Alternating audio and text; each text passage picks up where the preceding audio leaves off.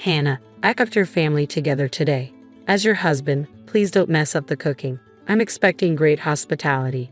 Roy, thanks, but I just had twins and came back from the hospital. It would have been nice if you considered that. What? Talking back to me, it doesn't matter that you just had babies. Having kids is what a wife should do. Don't use giving birth as an excuse. Just cook quietly.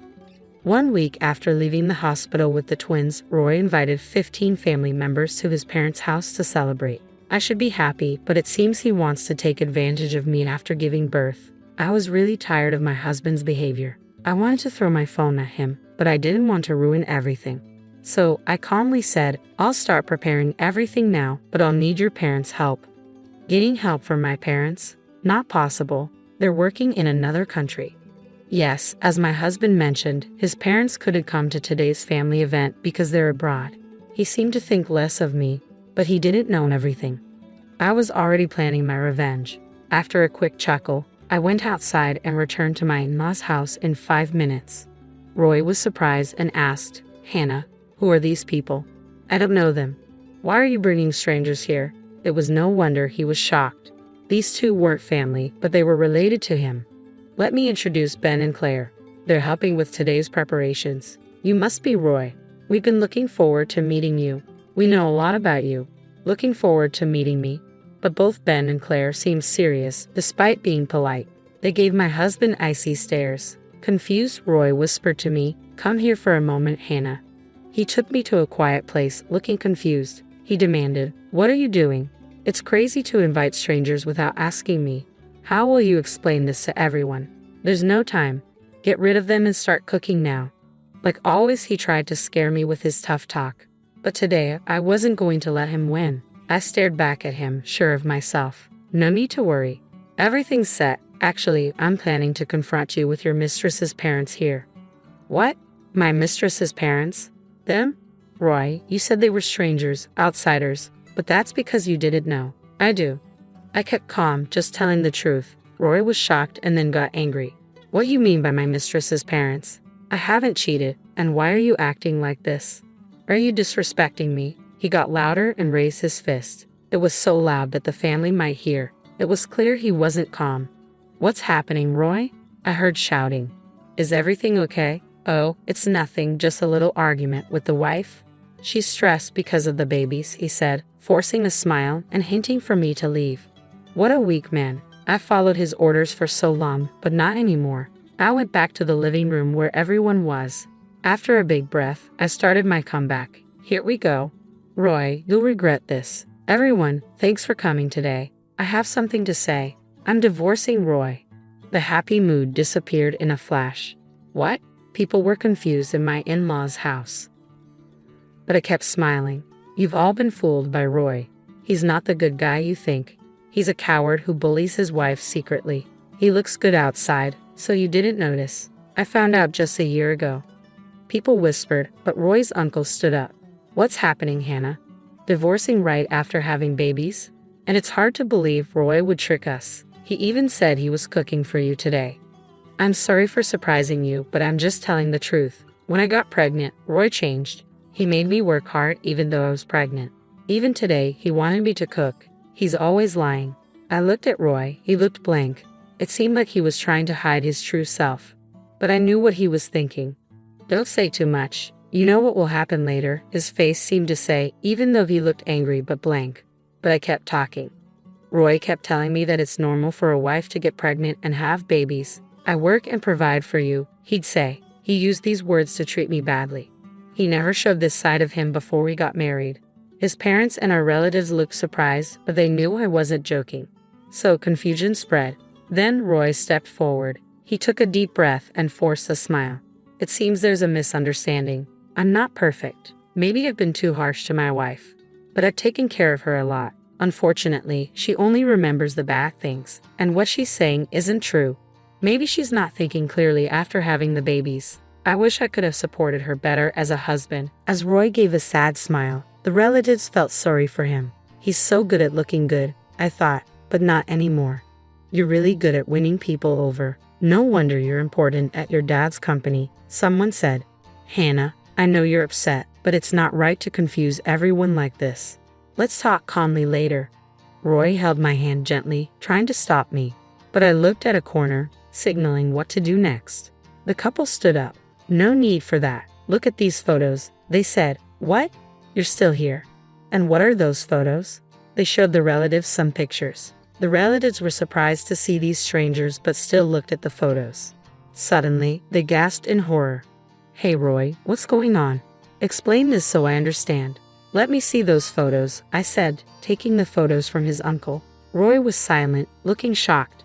The photos showed his cheating, something he never wanted anyone to know.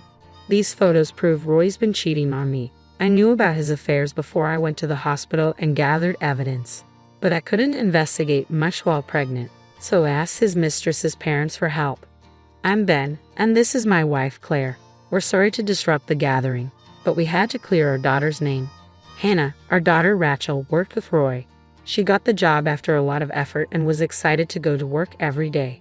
But Roy hurt her deeply, Ben said, his voice filled with emotion. Claire choked up and Ben put his hand on her shoulder, leering at my husband. Rachel told us she met a great guy. She was born when my wife was 40, so you can imagine how happy we were. But to Roy, Rachel was just a fling. He lied about being single and fooled her even though she was much younger. When Rachel found out he was married, she got really depressed. We'll never forgive Roy.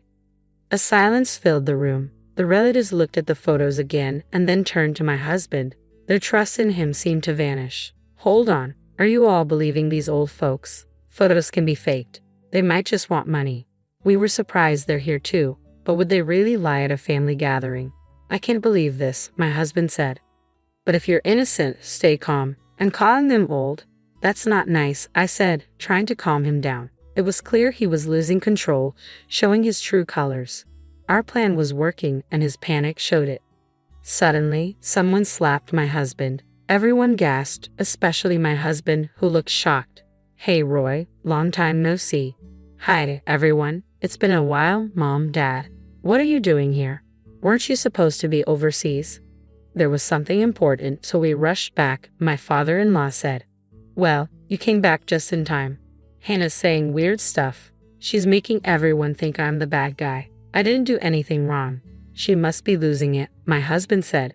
But the in-laws just looked at him, not saying a word. You know, they talk about postpartum depression. Maybe you should go to the hospital, get checked out by specialists, and rest. Then you'll listen to me like before, my husband said, trying to convince them. He thought their silence meant they agreed. Looks like Mom and Dad get it. That's good. Oh, I'm thirsty. Hannah, water, he said. His mom quietly gave him a water bottle. He looked surprised but drank it anyway. Then my father-in-law dropped a bomb.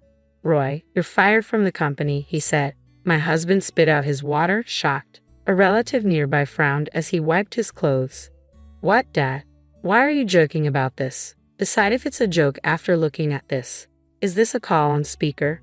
I'm the one who called. I had your parents listen from the start, everything on speaker. Why? Because I needed their help. As soon as I realized who you really are, I knew I had to tell them. Plus, I've recorded all the times you've treated me badly during my pregnancy. I let them hear it all. And today's conversation is recorded too. I played the recordings. The phone played our conversation. Roy, today, I've gathered our family for you as my wife. Don't embarrass me with your cooking. I'm expecting top-notch hospitality. Thank you, Roy, but you know I just gave birth to twins and was discharged from the hospital. A little consideration would have been nice. What? Talking back, it doesn't matter that you just gave birth. Besides, having children is a basic duty of a wife. Don't use postpartum as an excuse. Just cook quietly. When my husband insulted me, I really wanted to throw my phone at him. But I stopped myself because it would ruin everything. The reason I endured his insults was because I was recording them. I made sure the recording was on when I called my parents from my in-laws' house. You were recording, Hannah. Why were you sneaking around? Roy asked. I don't want to hear about sneaking around from someone who bullies his wife and cheats. And if I didn't do this, Roy would try to deny everything. I replied, Roy, we know everything. We came back secretly today. We listened to your statements on speakerphone and confirmed your true nature. My parents said, we didn't doubt you, Hannah, but as parents, we wanted to believe in Roy. And this is what happened. Now, it's your turn to explain. Why did you cheat, Hannah? when Roy was supporting you so well? As my father-in-law spoke, my husband seemed to lose his confidence. Working at his father-in-law's company, he saw him as an authority figure. He must have realized his father-in-law wouldn't accept any excuses. He started to speak hesitantly. I only got married to make you happy. Honestly, I never really wanted to get married. But I knew you were worried about my future. I thought marrying someone like Hannah would ease your concerns, he confessed. The in-laws and other relatives frowned and looked at him coldly. Feeling the tension, he quickly pleaded, "Please don't fire me. I'm an important asset to the company, right? If I'm fired, it'll cause chaos. I'll change, I promise. Please reconsider." As soon as he finished begging, there was a loud thud in the room. His father had slammed his fist down on the nearby table. "You scoundrel. After getting Hannah pregnant, you dared to play with the emotions of an innocent girl, pretending to be single. How dare you? Your presence only brings chaos to the company. I can't trust you to run it. I'm deeply disappointed in you. You act selfishly without caring about others' feelings. That's not how I raised you. Do you understand?" My father-in-law's voice was filled with anger and disappointment. "And you married just for appearances? How disgraceful. Don't think you can easily regain our trust. I'm cutting ties with you. Don't show your face here again." "What? But I've worked so hard. Are you serious?" My husband looked more hopeless than I'd ever seen him. I knew he'd put a lot of effort into the company. It was understandable for him to be shocked that it all amounted to nothing. But it was his own fault. He tried to play the victim, but he was the one who caused all of this. As he hung his head, I gave him a cold look and he immediately knelt before me. "Hannah, please talk to your parents too. If I lose my job, it'll be hard for both of us, right? I'll really change. Please help me, Hannah. We're still married." How convenient for you to play the husband card now. As I've already told everyone, I'm divorcing you. No matter how much you apologize, I can't forgive you. And they feel the same way, I said, looking at my parents. They nodded in agreement. He bit his lip and turned to them. "I'm really sorry for hurting your daughter. I'll apologize as many times as it takes." He kept apologizing, but they didn't agree. No matter what he said, we wouldn't forgive him right now. He was still hiding something terrible while saying sorry. He was still trying to trick us. "It's too bad, Roy. You're still pretending. If you'd been honest, things might have been different. But like I've said, we know everything now. There's no going back," I said, smirking. He looked at me, stunned. "Pretending? How can you say I'm not sincere?" "On what basis?" he asked, confused. "You embezzled company funds, didn't you? And then you used that money to hire thugs to threaten Rachel to keep her quiet about your true self. You wanted to silence her, right?" I accused. "You're crazy. I would never do something like that without proof. Making such wild accusations without evidence, that's absurd," he protested. "Your parents have been investigating and have proof. That's why they're here. I've also talked to Rachel herself. I even have the voice recorder she had. Should I play it now? It clearly records you threatening her," I said. He paled and nervously glanced at his parents-in-law. Their stares were icy. "Roy, stop fighting a losing battle. The truth will come out soon. This alone is enough for you to be fired," they said. Cheating is one thing, but embezzlement and blackmail change everything. I didn't know the extent of it all.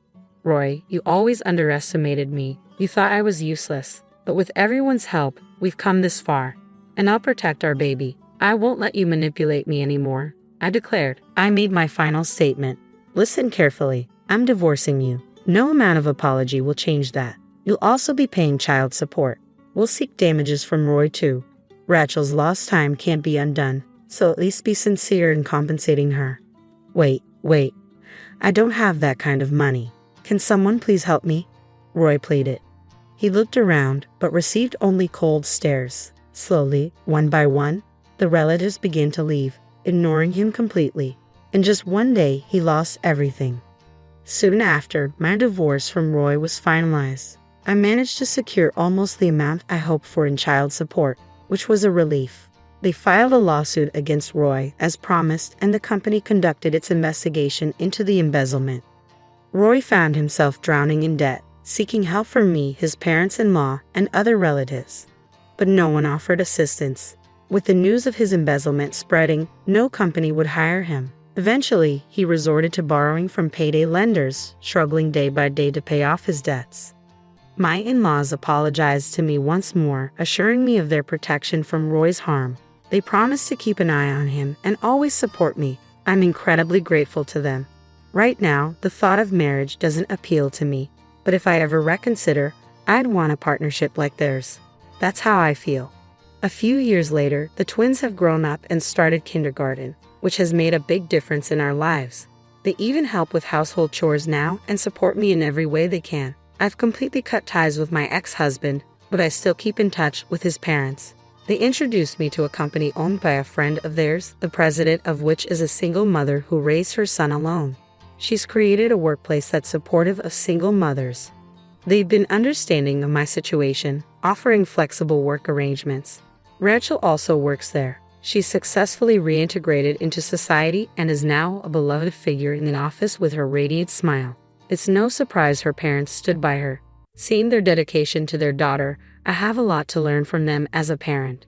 Rachel is eager to repay her parents, and I'm also working hard every day to repay my in-laws' kindness. Though there are still challenges ahead, seeing my children's smiles instantly comforts me. I cherish every moment spent with them and am grateful to have them in my life amidst all the difficulties. Sometimes I think back to something my ex-husband used to say, that having children is just a wife's duty. But as I watch my children grow, I realize how extraordinary it all is. Pregnancy and childbirth are sacred and bring immense joy. While this experience has left deep scars, it has also taught me something valuable. For the sake of my children and myself, I want to keep moving forward and live life to the fullest. Karen's dad is really wealthy. When he dies, Karen will get a lot of money. I think she might get around $100 million. Isn't that amazing? I'm so excited. When Karen gets her money, I hope she'll take me on a vacation. That would be so nice. Maybe I'll even ask her to buy me a car. James, what about you? I've always dreamed of getting a really fancy gaming computer. I wonder if Karen would buy me one. As they chatted excitedly, they didn't notice the look on my face. On the other side of the door, I held onto my purse tightly. My name is Karen. I met my husband James at a social club for people who work. We became friends quickly because we both liked the same things. We were happy together every day. One day, I got a surprising call from my mom. She said, "Karen, your dad has collapsed." What?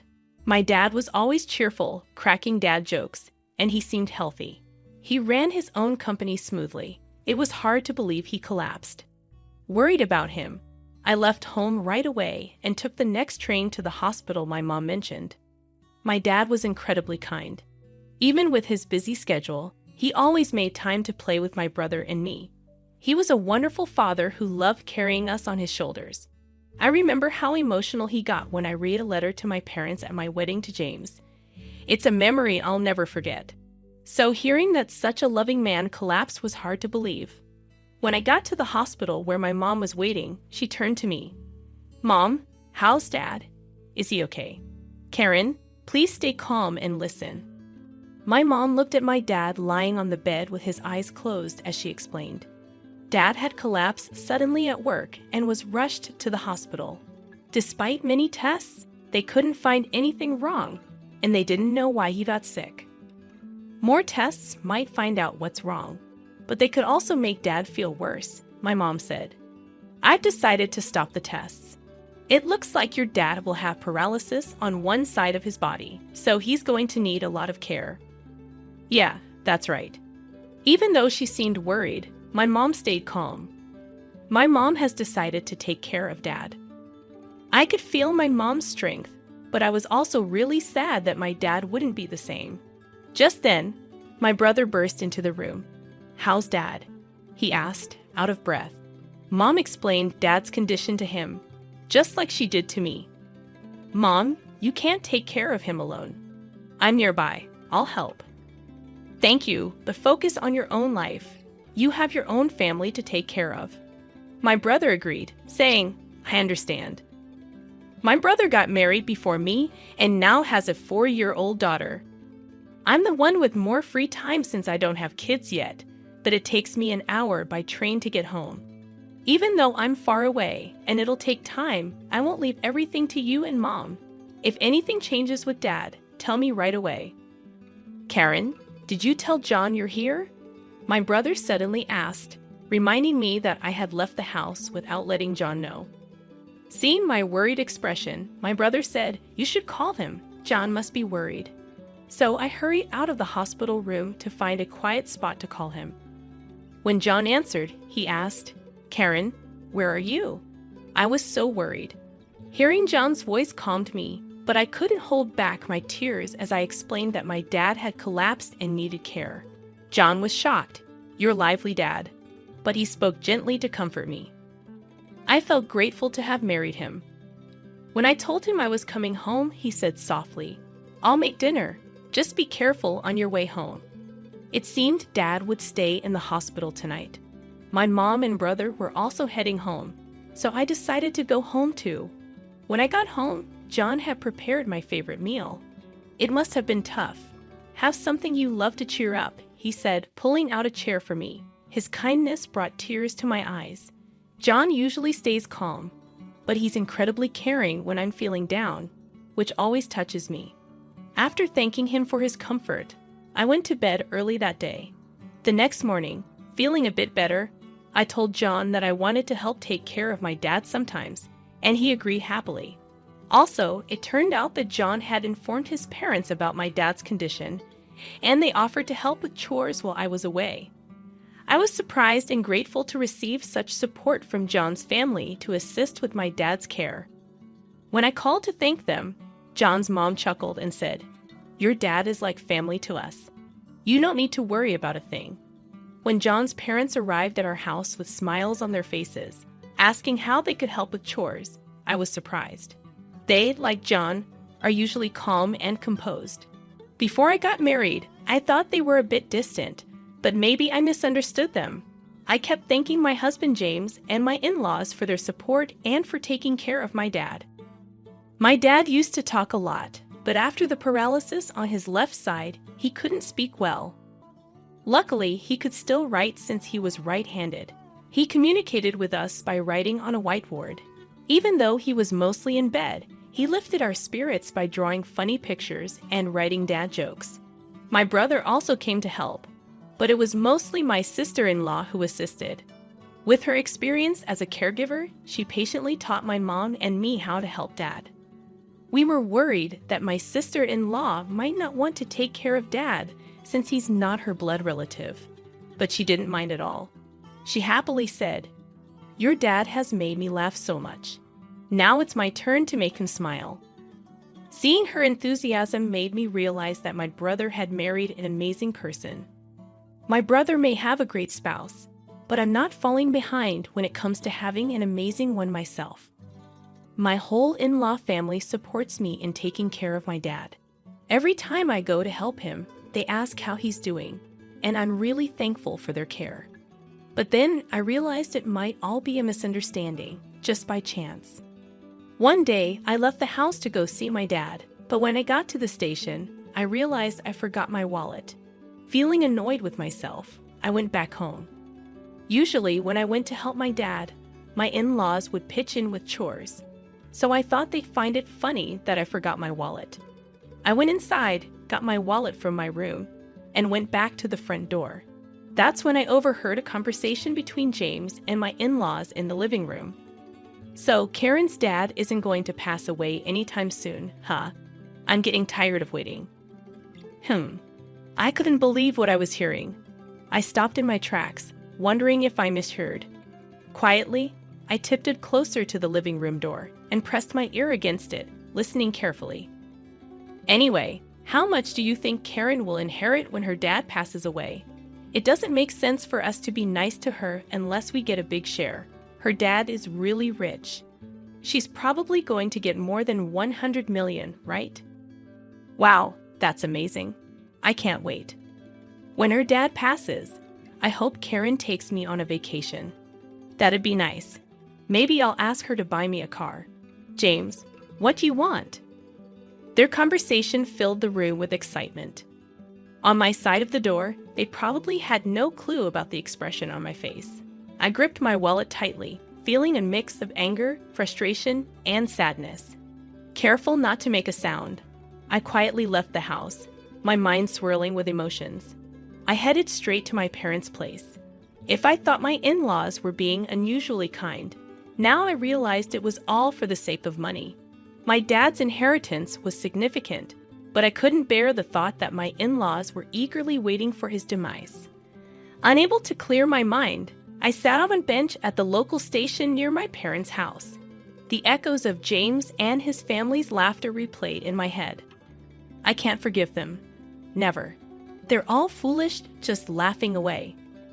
I made a silent vow to seek revenge on James and my in-laws, who only saw dollar signs when they looked at my loving father. Despite hearing their greedy conversation, I played along, pretending I hadn't heard a thing whenever they asked about my father's health. I maintained my polite demeanor and thanked them as usual. I decided to take advantage of James and my money-hungry in-laws as much as possible. I spent more time caring for my father and dumped household chores on them without hesitation. My in-laws, eager for their share of the inheritance, gladly complied with my requests. I noticed their faces tense up sometimes, but I paid it no mind. About a year later, my father's condition worsened. Though the doctor assured me it wasn't urgent, I felt relieved. However, I informed James and my in-laws that my father's condition might take a turn for the worse soon. It seemed like the news they had been waiting for, evident from their barely concealed grins. With a calm demeanor, I handed them divorce papers and said, "Thank you for all you've done. Please, let's get a divorce." James and my in-laws were stunned, but I continued with the lines I had prepared. "So James, mother-in-law, and father-in-law, you were all after my father's inheritance, weren't you?" I heard everything. Mother-in-law wanted a vacation, father-in-law wanted a new car, and James, you wanted a gaming computer, didn't you? I can't stay with people who seem to be waiting for my father to die. The looks on your faces just now were truly ugly. It's like I could see your greedy thoughts of getting money when my father passes away. As I spoke, my expressionless face seemed to frighten them. My in-laws were frozen, and James, holding the divorce papers, was in shock, opening and closing his mouth. I had no reason to stay in that house anymore. "You can send the divorce papers by mail, but if you don't, I'll get a lawyer. Please do it within a week," I told James before getting up. I grabbed the luggage I had prepared earlier and left our home. During the train ride back to my parents' house, I felt the gentle sway of the seat. When I arrived, my parents were there waiting for me. Since I had already told my mom about what happened, she hugged me tightly and said, "You did the right thing." It was the first time I cried in my mom's arms like that since I became an adult. The next day, James and my in-laws came to my parents' house. I decided to stay hidden and see what would happen. When my mom opened the door, James and my in-laws were kneeling outside. "We're here to apologize to Karen. There seems to have been a misunderstanding. Please, let us apologize properly," they pleaded. "Misunderstanding? My daughter overheard your conversation. It seems you've been eyeing my husband's inheritance. I don't want to have anything to do with people like that." My mom sharply dismissed them. James persisted, pleading to see me again. "I can't let you see her because she doesn't want to. What she wants isn't your apologies, but for you to fill out the divorce papers. Have you done it? Hand them over quickly," my mom insisted. "Please just give me one more chance," James begged, but then the sound of a cane tapping caught everyone's attention from deep within the house. We all turned to see my father, leaning on his cane with the help of my sister-in-law. James looked shocked to see my father in person for the first time. With a whiteboard in his hand, my father had a message for James. It read, "I won't let my daughter stay with someone who can't make her happy. Divorce her immediately as she wishes." The message, written strongly, seemed to hit James and my in-laws harder than anyone else's words. They finally realized there was no point in arguing further. Slowly, James and my in-laws stood up. "I filled out the divorce papers. Here they are," James said, handing the papers to my mother. He promised to let me know once he filed them with the city hall. And then my mother sent him and my in-laws away. Emerging from my hiding spot, I said, "Thank you, Mom and Dad." My mother smiled gently while my father chuckled and wrote a message on the whiteboard. A father's duty is to protect his daughter until the end. Seeing those words, I couldn't help but cry. Despite his paralysis, my father remained the same kind and caring person. I had initially thought he had changed, but he proved me wrong. He was still the dependable father who always put me first. "Dad, I hope you live a long time," I told him tearfully, and he responded with a grin. Since then, James has returned to his parents' house and seems to be living quietly. As for me, I've adjusted to taking care of my father while managing work. It's a busy life. But remembering how my father always made time for us when we were young, my brother and I never feel burdened by caring for him. Despite being half bedridden and losing weight, my father's laughter and love for dad jokes remain unchanged. My sister-in-law also finds joy in caring for him, and we're able to lead a peaceful life together. My name is Mary. I turned 35 this year on a warm summer day when birds were chirping happily. One day, I was asked to go to the president's office. The president is actually my mom. I'd accidentally called her mom instead of boss because I was surprised. She seemed annoyed by the heat and didn't even look at me when she spoke. She said she's giving the company to my sister and firing me. It was hard to believe what I heard because the sun was so bright. I probably looked really shocked. My mom, looking frustrated, finally looked at me and repeated that I'm fired because she doesn't want me around since I'm not as attractive as my sister. She said I had to leave by the end of the month. Then she went back to her work as if our conversation was over. I felt confused and hurt as I sat there, listening to the birds outside. My mom even scolded me for still being there and told me to go back to work.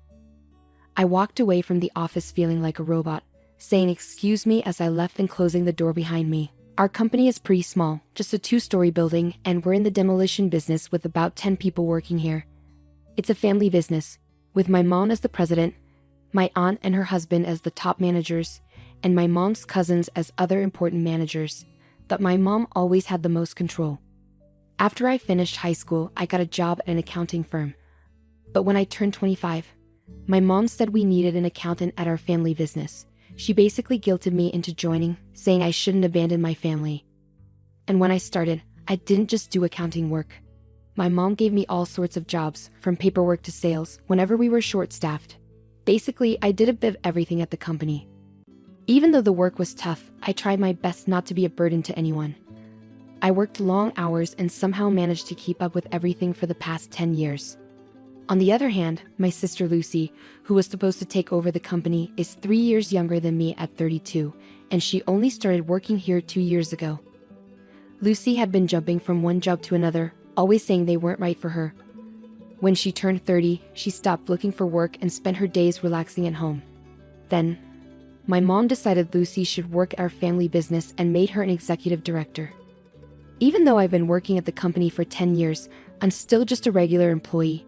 Everyone noticed how differently my sister and I were treated, but I wasn't surprised. My mom has always liked Lucy more, even when we were kids. She gave Lucy all the nice clothes and toys she wanted and always said how cute she was. But I got hand-me-downs and wasn't paid much attention to. As a child, I didn't understand why my mom treated us differently. I worked hard in school and helped out at home, hoping to get her attention. But even when I got top grades, she barely noticed. At one point, I even thought about getting plastic surgery because I believed that if I looked prettier, my mom would pay more attention to me. But my aunt, who is my mom's sister, saw me feeling this way and explained why my mom ignored me so much. When I was in high school, I was told that my dad had died. But the truth was, when Lucy was born, my dad left my mom for another woman from his job. This woman was older than my mom and supposedly not as pretty, but she had a similar vibe to me. My aunt told me that my mom was too proud to admit that my dad left her for someone who wasn't as attractive as she was. She seemed kind of satisfied telling me this, like she enjoyed seeing my mom in a tough spot. My aunt wasn't particularly stunning herself. She took more after our side of the family, but she was good at her job and often used her charm to get ahead. My mom took over the family business when she was 32, after my dad left. She used her looks to attract and keep lots of clients, which really helped the business grow. Plus, there was a lot of demand for demolition work at that time because many buildings needed tearing down. So my aunt's family and my cousins couldn't really stand up to my mom. Lately, the cost of getting rid of industrial waste and moving it around has gone up, and it's been hard to balance how much it costs to demolish buildings with what we actually make. Our company isn't the only one struggling, the whole industry is having a tough time. It's been a challenge just to pay our employees every month. And now, my younger sister has joined the company as an executive director, adding to the mix. I wondered how my mom planned to pay my sister's salary, but she just said, "We'll cut your pay to cover hers. We're family, so it's natural, right?" I pointed out that even if they cut my pay, it wouldn't be enough to give my sister the salary of an executive director. But my mom didn't care. She told me it was my problem to figure out. I timidly suggested that maybe my sister should start as a regular employee. My mom gave me a harsh look and scolded me, saying, "Who do you think you're talking to? This isn't your business to interfere with." At that time, we all lived together. My sister didn't contribute anything to the household, while I paid $1,500 each month to help out. I've been helping around the house since I was young to support my busy mom, but my sister never did anything, acting like it was normal. "Hey sis, is dinner ready yet?" Lucy would ask when I was working late. When I told her to make her own food because I was busy, she'd say, "But I don't know what to cook. You're the one who knows the kitchen best, right?" I don't want to get in trouble for using it without asking like last time. She never bothered to try cooking. Instead, she used that past argument as an excuse to avoid doing anything around the house. So, I often had to rush home to cook dinner before going back to work. My mom usually didn't cook either. Even when I made meals, she often eat out, choosing whatever she wanted. Lately though, she was going out to eat with Lucy more, so I didn't have to cook as often. But now, we were spending more money on entertainment, which was causing new problems. My mom, who was now 63, was starting to complain more about feeling sore and the effects of drinking too much. It was around this time that I was called into the CEO's office and told, "I'm giving the company to Lucy. You, who aren't as pretty, are fired." I could understand why my mom chose Lucy to take over the company, considering her past behavior. Lucy was 32, the same age my mom was when she became the CEO. Maybe my mom thought Lucy could use her looks to get things done, just like she did. But I couldn't accept being fired because of how I look. Even if my salary went to Lucy, it didn't seem fair. When I talked to my aunt about it, she already knew Lucy was going to be the CEO, but she didn't know I was getting fired. After thinking about it, my aunt said, "I'm not sure, but it seems like Lucy doesn't like that whenever she says she'll do something at the company. Everyone says it's okay because they know Mary will help. Maybe that's part of the reason." No, it's because everyone stopped asking Lucy for help since she always does a messy job, right? Lucy was really bad at her job. She often missed deadlines, messed up phone calls, and made lots of mistakes in her work. Even though she had some experience, she didn't seem to realize how bad she was. Maybe because people always overlooked her mistakes because she was pretty, she never thought about improving. My aunt agreed, saying, "That's true. But I think Lucy sees you as a bother." She added sadly, "But I never imagined they'd fire you. Without you, the company won't be able to work properly." She seemed worried, but didn't argue with my mom because she knew she wouldn't win. I felt disgusted knowing my aunt was related to me by blood.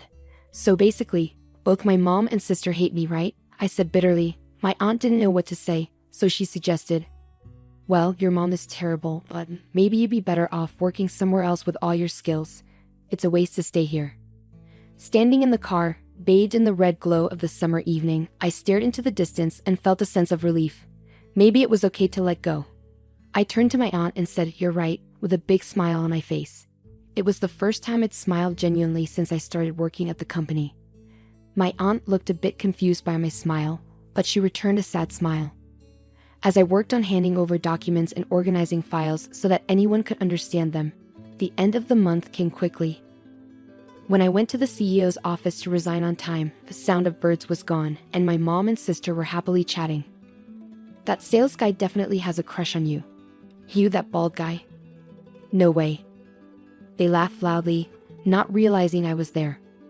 When I cleared my throat, they finally noticed me. My sister looked at me curiously and said, "What's up?" "We don't need dinner tonight. I'm quitting today." "Thanks for everything," I told them. "Oh, was it today?" "I forgot." My sister laughed again. I felt relieved knowing I wouldn't have to see them anymore.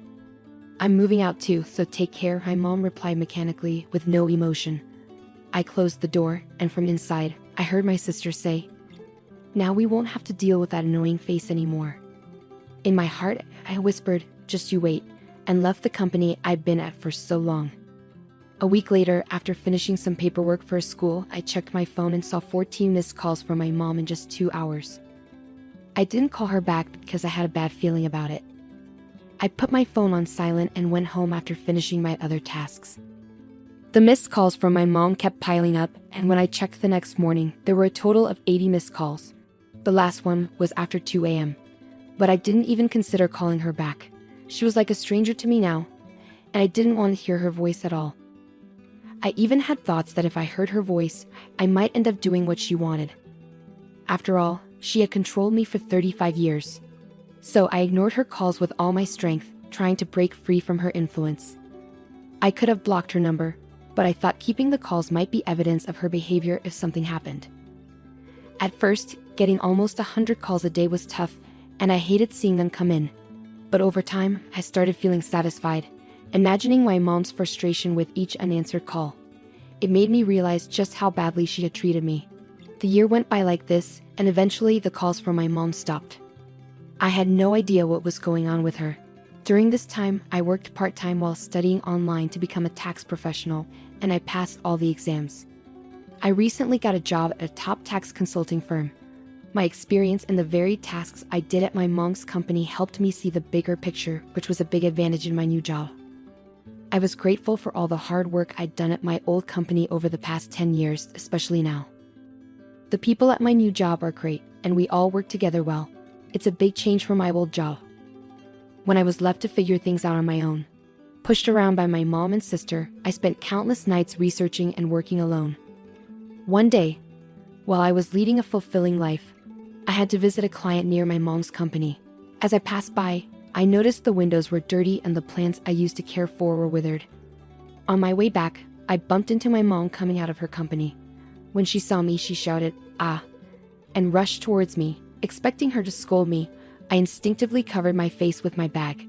But to my surprise, she spoke to me in a sweet tone, asking where I'd been and if I changed my phone. It seemed like she hadn't even considered that I might not want to talk to her because I disliked her. Given everything she'd done to me, I couldn't help but wonder about her thought process. Ignoring my confusion, she continued, "Oh, but it's a good thing I saw you. Look at the state of this company. It's awful, isn't it? You can start working here again from tomorrow. I'm not mad, you know. So I forgive you for leaving a year ago. Please come back to work tomorrow." It took me a moment to process what my mom had just said. Did she only see me as a little child who adored her? Mom, I'm already working at another company, and I'm happy there," I said hesitantly. But instead of understanding, her face twisted into anger, and she yelled, "What? You're telling me you're working somewhere else while our company is struggling? I don't care about other companies, you belong to me, got it?" Causing a scene in the street. "Wait a minute, you're the one who fired me, remember? What about Lucy? What happened to her?" I asked. My mom snorted and said, "Oh, Lucy. I thought she'd be useful, but she got caught having affairs with 3 men from our main client. Our business with them ended quickly. I tried putting her in clerical work, but she couldn't even clean properly and was useless at accounting. Because of her, we couldn't even hire someone else." After venting her frustrations, my mom turned to me with a grin. "That's why it's your turn, Mary. Ever since you left, the office has been a mess.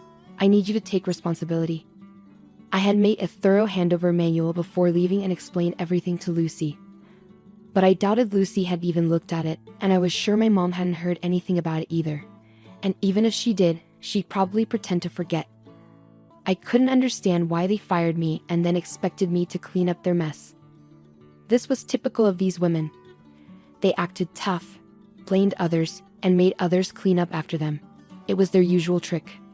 I bit my lip, thinking of the kind people I worked with now, and I swore to myself that I wouldn't succumb to this pressure anymore. "You're the one who fired me, right?" I said to my mom, my tone changing. "And you fired me because I'm not pretty, isn't that right?" A crowd had gathered around us, intrigued by our argument. My mom seemed startled by my sudden assertiveness. "Did I say that? Are you sure you didn't misunderstand?" she stammered, aware of the onlookers. No, I heard it loud and clear. You're giving the company to my beautiful sister and firing me, the ugly one, I declared boldly. I don't get it. I've been working hard at the company for 10 years, but you suddenly decide to give the company to my sister, who hardly does any work, after just 2 years. Your judgment is questionable, I stated firmly. The crowd started to murmur in response. Can that really happen? That's not fair. Are they even related? Is she her own mother? Some even started filming us, but I was too angry to care. As my mom began to sweat and pale under the accusing stares, she panicked. Mary, you're misunderstanding. Let's go inside, she urged. Misunderstanding? What's there to misunderstand? If you didn't say it, just say it clearly, I retorted. When my mom stayed silent, the people around us started saying, she's silent, so it must be true. That's unbelievable. Then something snapped in my mom. She started yelling, shut up. It's all your fault for being ugly and miserable. Ugly people should know their place and obey what beautiful people say. That's all you're good for. People around us were shocked by my mom's outrageous behavior and quickly started uploading their videos. The headlines read, Ugly woman obeys beautiful woman. The video went viral, reaching my mom's clients, who promptly cut ties with her. It turned out that in the year after I left the company, they were involved in shady activities like fraud and tampering with accounting books. When the video spread, everyone was eager to distance themselves. As a result, the company went bankrupt. My mom and sister, now without income, came to my apartment, but I didn't let them in.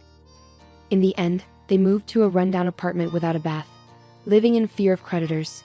My sister, always trying to take it easy by flirting with male coworkers, had trouble keeping part-time jobs because her coworkers didn't like her. Meanwhile, everyone knew about the viral video, so my mom was also shunned by her coworkers. It seems she's now silently working by herself. Meanwhile, I found a boyfriend at my new workplace. He's not conventionally handsome, but he appreciates my hard work and sincerity. We're planning to get married soon. I'm genuinely happy knowing that my efforts have paid off. You need to heal your hand quickly, or it will get worse. I didn't understand why my husband George took me on a fishing trip in a rowboat and let me drift away while he filmed me laughing on his phone. I thought maybe he wanted to make up after an argument. But as I drifted alone, scared and cold, I realized his true intentions. Thankfully, a man rescued me, saving my life. My name is Carol, and I'm 38 years old. I live with my husband George, who is 3 years older. We used to work together at the same company, but in different departments. We didn't interact much until George started visiting my department for no reason. Eventually, he asked me out to dinner, surprising me. We grew closer and got married 2 years ago, much to the surprise of everyone, especially my parents. They were overjoyed at our wedding. After living with my parents, George and I decided to get our own place, not too far from my parents' house. I'm home. Welcome back. Dinner is ready. Is that curry I smell? Yes, it is. Let's dig in quickly. Awesome, your curry is the best. I usually take care of the housework because I finish work on time and don't have to do overtime. Even when I lived with my parents, I enjoyed cooking and cleaning, so it's no trouble for me.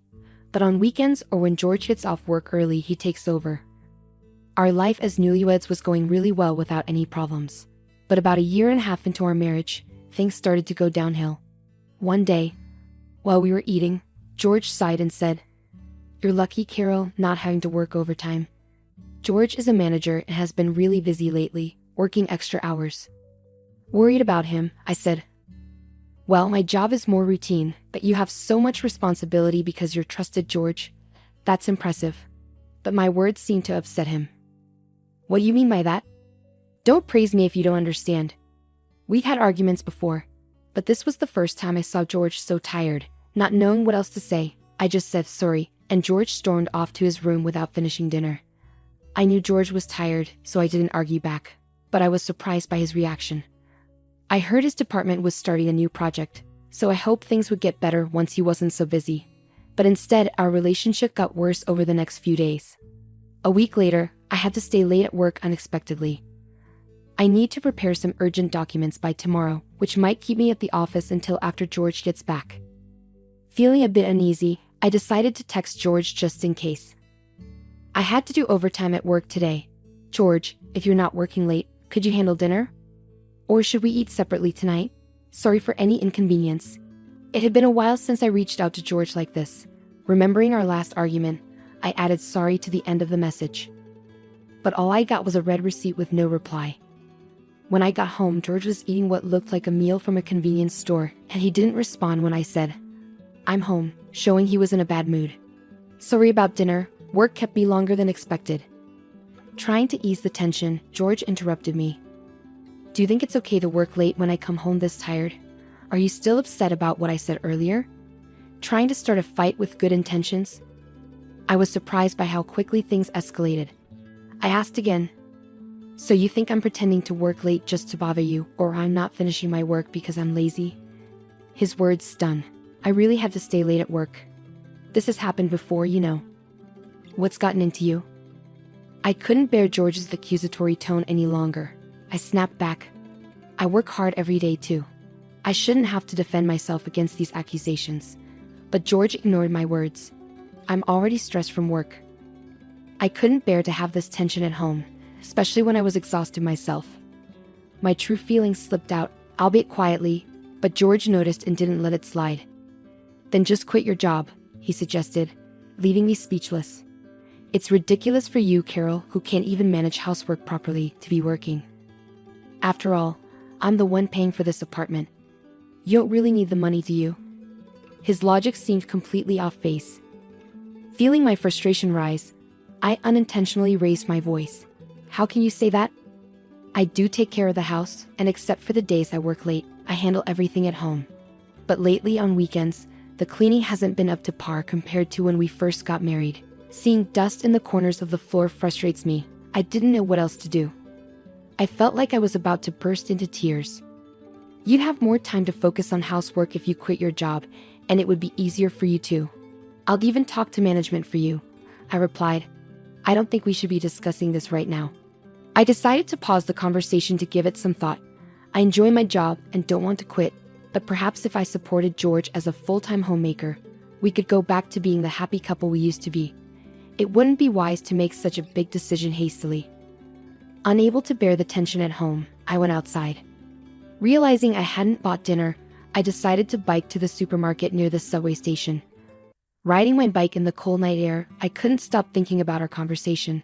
What went wrong? Suddenly, I heard a loud horn honking from behind me and bright headlights approached quickly. Instinctively, I stopped. The next thing I knew, I was lying under bright lights and a white ceiling. Opening my eyes, I saw my parents' faces in front of me, exclaiming, "She's awake." Next to them sat George, his expression unreadable. I couldn't move my arm, and my fingers felt numb. Both of my arms were wrapped in circular casts. "This means you ran a red light on your bike," the doctor explained. I remembered now. I was on my way to the supermarket when the accident happened, but I couldn't recall if the light was red or green when I crossed. The driver was shocked too, but called an ambulance for me. The gravity of what I had done hit me, and I suddenly felt even worse. But why are Mom and Dad here? George was contacted first, and then he informed them. George gave a forced smile to my parents. Understandably, after what had happened, it was awkward for me too. "I'm really glad George was there for you," my parents thanked George, who responded with a polite, "No problem," but his forced smile didn't seem sincere. I ended up spending the night in the hospital due to the lateness of the hour. However, after undergoing various tests the next morning that showed no issues, I was discharged the following day. The doctor instructed me to rest and avoid water-related chores and housework because the casts couldn't be removed. When I got home, which happened to be on my day off, I found George lounging on the sofa with a smug look. "You really messed up running that red light, but now you have no choice but to quit your job," he said without showing any concern. George lay there, staring at me mockingly. I felt powerless to respond, and to be honest, he was right. With casts on both hands, I couldn't even type properly on a computer. Faced with the decision of taking a long break or quitting altogether, I chose to resign, thinking it might improve my relationship with George. But leaving my job didn't magically fix things between us. Instead, it seemed to make him even more dissatisfied. He'd come home just to criticize me, using it as an outlet for his frustrations. During one of my worst days, George surprisingly suggested, "Why don't we go out together? It's been a while."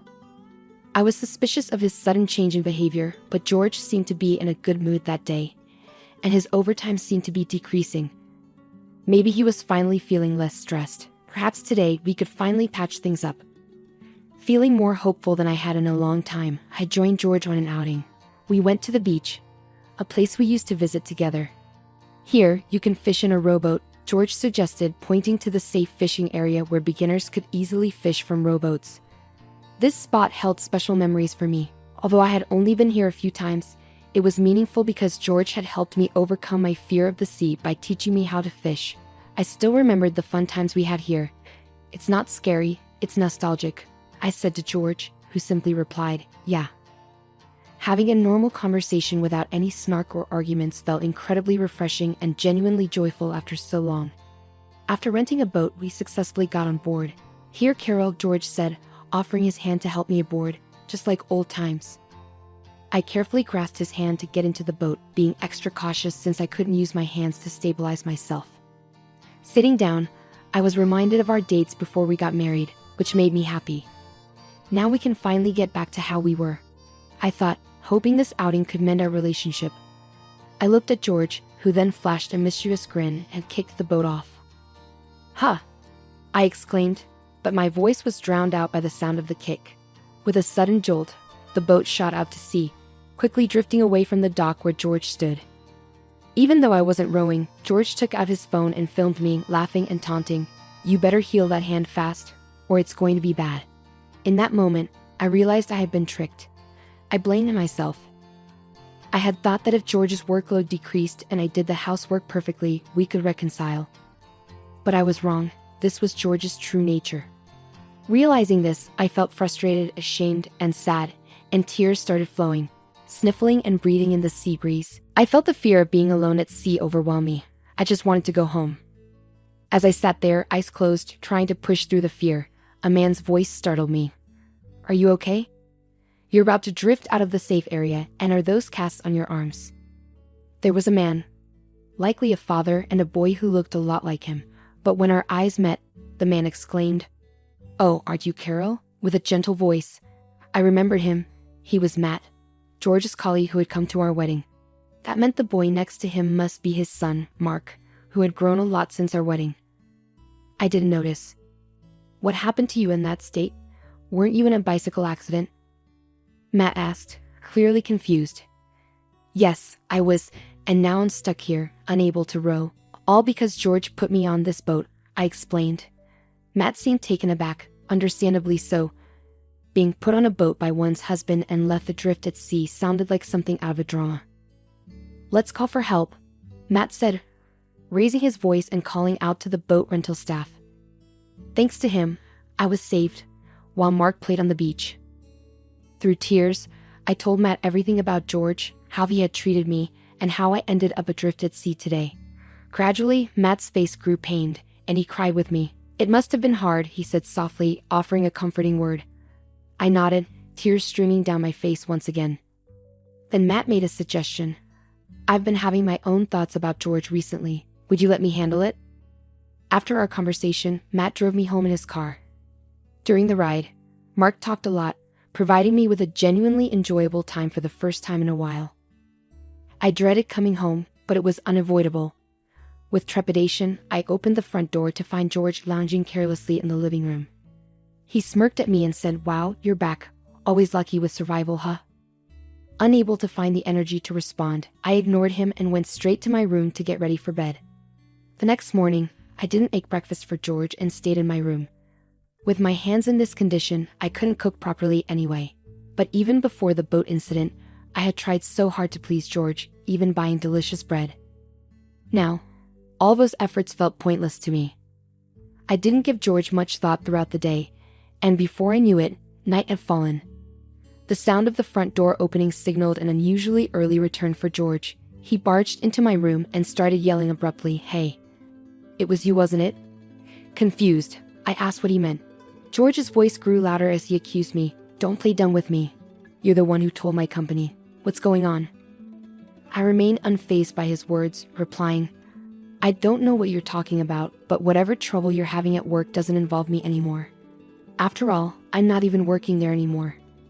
I waved off George's accusations, feeling no need to cater to him anymore. Frustrated, George stormed out of the house. The real shock came 3 days later when George, who hadn't returned home during that time, walked through the front door looking as pale as a ghost. "Carol, what should I do?" he muttered, looking lifeless as he shuffled into the room where I was relaxing. "What happened?" I asked. "I've been fired from my job," he said. "Oh, really?" I replied indifferently, watching as George collapsed to the floor. I had finally made it to manager. Despite his despair, I felt no sympathy for George because I knew this was coming. This was what Matt had hinted at when he said, "Leave it to me," during our conversation by the sea. According to Matt, George's behavior at work had taken a turn for the worse recently. He was mistreating his subordinates, dumping his work on others, falsely claiming overtime, and even harassing a new female employee, among other things. However, there was no solid proof of his actions, leaving them in a difficult situation. Despite being colleagues who were promoted to manager around the same time from different departments, Matt struggled to come to terms with George's behavior. But seeing how upset I was by George's actions, Matt felt compelled to take action. He suggested I check George's computer, suspecting it held evidence of his wrongdoing since George always took his laptop home. Matt couldn't investigate it himself. I knew George's laptop password. After safely returning from the sea, I pretended to go to sleep, waited for George to fall asleep, then checked and extracted the data from his laptop, which I then sent to Matt. I never expected things to unfold so quickly. Matt, the star of the advertising department, had acted swiftly and decisively. Standing up, I went to my drawer and retrieved something specific. Then, speaking slowly, I said, "I'm sorry to bring this up while you're feeling down, but I have something important to say." George looked at me with a puzzled expression, resembling a discarded puppy. After taking a deep breath, I continued, "I want a divorce." I finally voiced my decision, handing him the filled-out divorce papers. George's face shifted from confusion to a mix of anger and sadness as he looked at me. "Why do you want a divorce? Can't you show a little compassion, especially when I'm feeling so low?" he pleaded. His words left me stunned, almost tempted to throw them right back at him. "I'm grateful to you for revealing your true nature, and I've already discussed this with my family," I stated firmly. This wasn't just bravado.